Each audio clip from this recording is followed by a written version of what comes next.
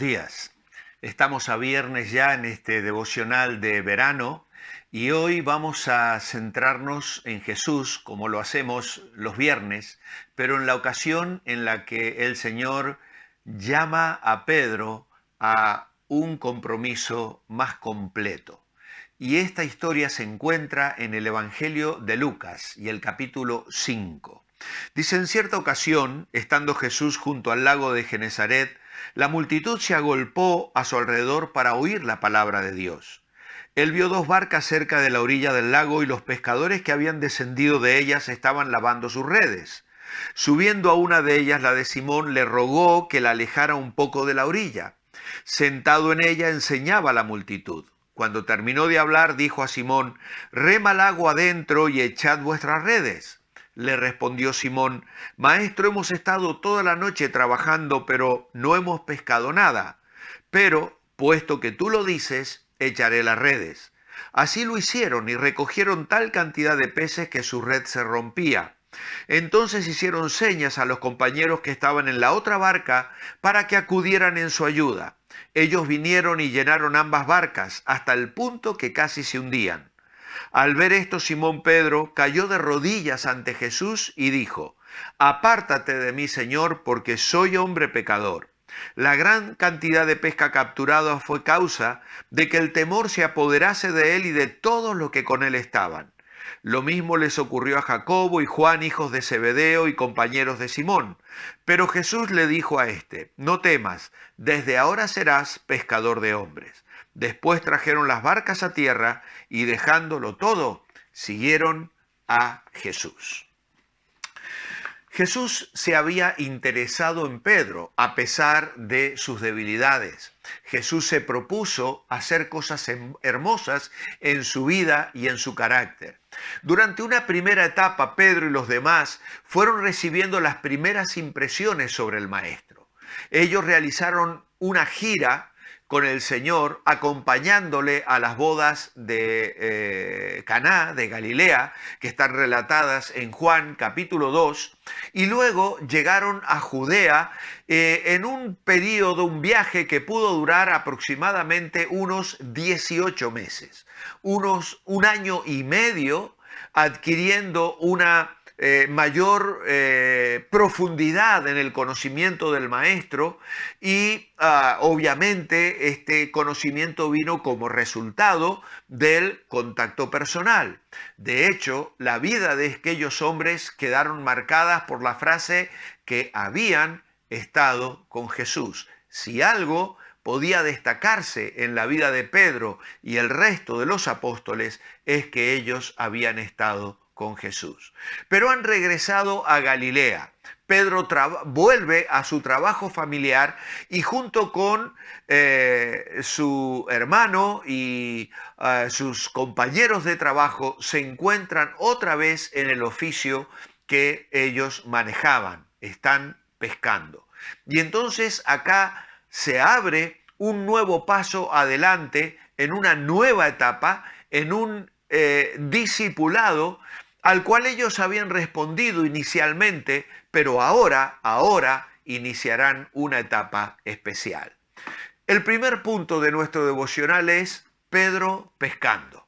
Jesús viene al encuentro de Pedro rodeado de una multitud que procuraba escuchar, dice Lucas, la palabra de Dios. La palabra autorizada del Señor tenía un efecto tan especial en la vida de todas aquellas personas que le seguían y le apretaban para escucharle hablar. Por esta razón, el Señor encuentra a Pedro lavando las redes después de una noche infructuosa de trabajo, y en ese ambiente natural y con un lenguaje al cual Pedro y los demás se identificaban plenamente, Jesús les habla y en este caso les va a llamar a servirle, a seguirle. Esto nos recuerda que todo tiene un propósito. La noche había sido infructuosa desde el punto de vista del trabajo inútil que habían realizado porque no habían pescado nada. Pero Dios no desaprovecha absolutamente nada. Y de allí va a sacar una lección que Pedro nunca olvidará. Entonces, llama la atención que el Señor escoja casualmente, entre comillas, la barca de Pedro para subirse y desde ella predicar. Esto asegura que Pedro estaría en la primera fila oyendo a su maestro. ¿Has oído al Señor hablarte en medio de tus tareas cotidianas? Jesús usó su barca para predicar y su oficio para ilustrar lo que se proponía hacer en su vida personal. Yo he vivido en el pasado experiencias en mi trabajo personal, en mi juventud. Durante un tiempo tuve un negocio de cerrajería junto con un amado hermano en la fe. Fueron épocas muy duras, de mucha presión económica, de muchas dificultades. Pero cada mañana, antes de abrir nuestro negocio al público, nos poníamos de rodillas para buscar juntos la presencia del Señor y tener nuestro devocional, nuestra lectura. ¿Cuántas lágrimas, cuántas súplicas, cuánto hemos buscado al Señor en aquel momento tan crucial de nuestras vidas?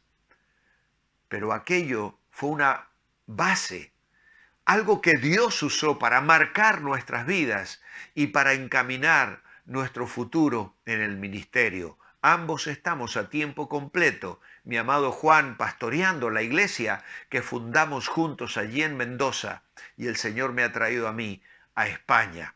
El Señor permitió cosas en nuestra vida y Dios las permite en la vida cotidiana de la gente. Allí donde estás trabajando, en el día a día, sin duda, el Señor está poniéndote a prueba, está enseñándote lecciones. En las tareas comunes, en la vida cotidiana, en la rutina diaria, se aprenden las lecciones más elevadas. Y eso pone una gran responsabilidad en la vida del día a día.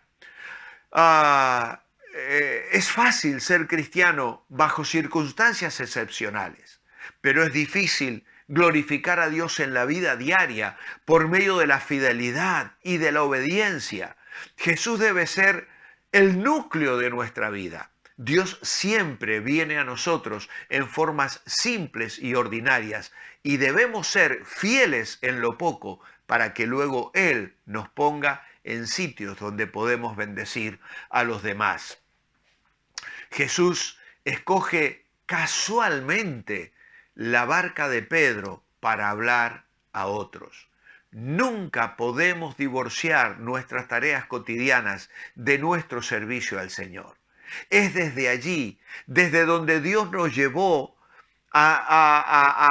día tras día, donde nos llevará a tareas que tendrán resultados más elevados y repercusiones para la eternidad.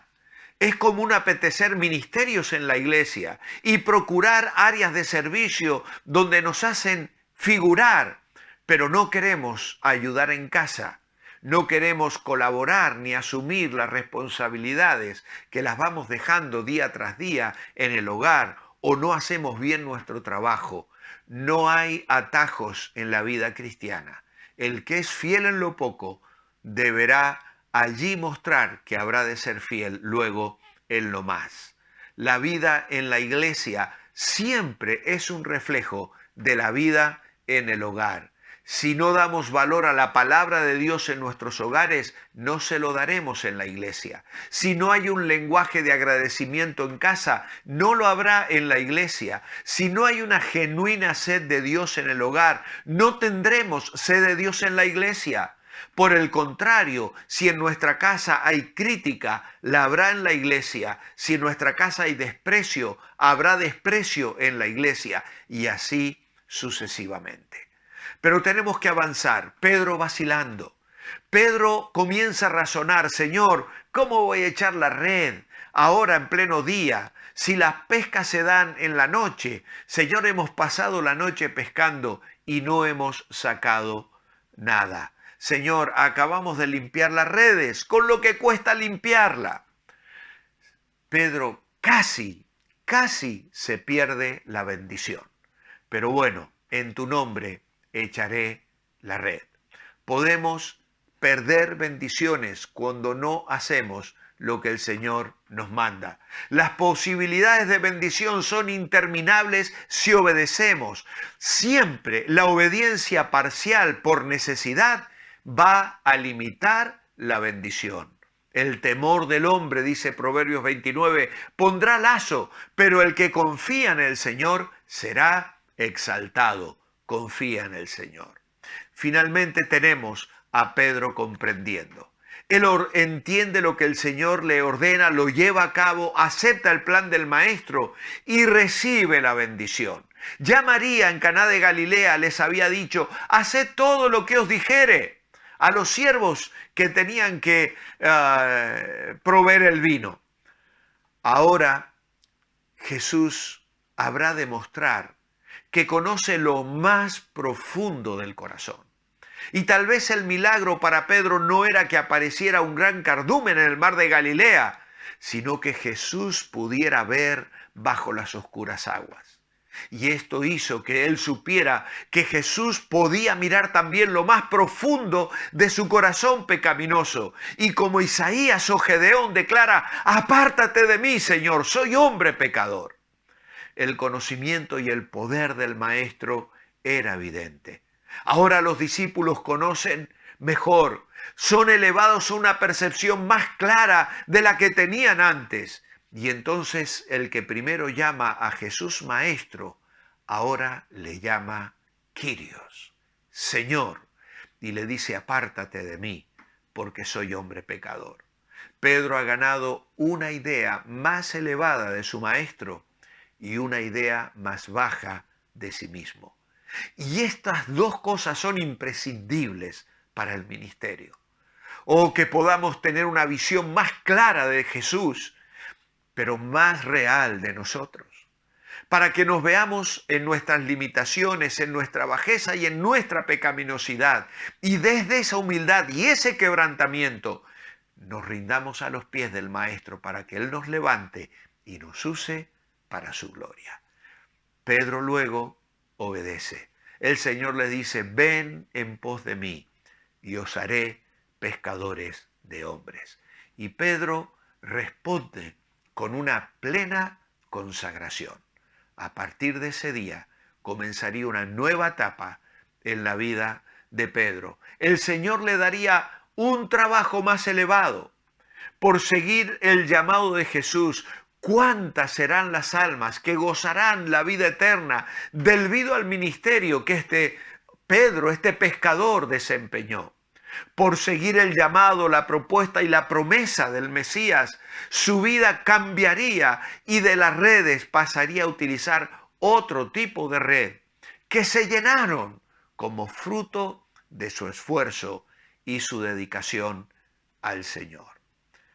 Oh, que el Señor nos bendiga en esta mañana y que esta reflexión nos ayude a realizar mejor la tarea del día a día, a sentir la presencia del Señor acompañándonos, dándonos lecciones permanentes y a estar dispuestos a responder al llamado del Señor para servirle en cualquier oportunidad que Él ponga delante de nosotros. Que el Señor os bendiga, que tengáis un muy buen fin de semana.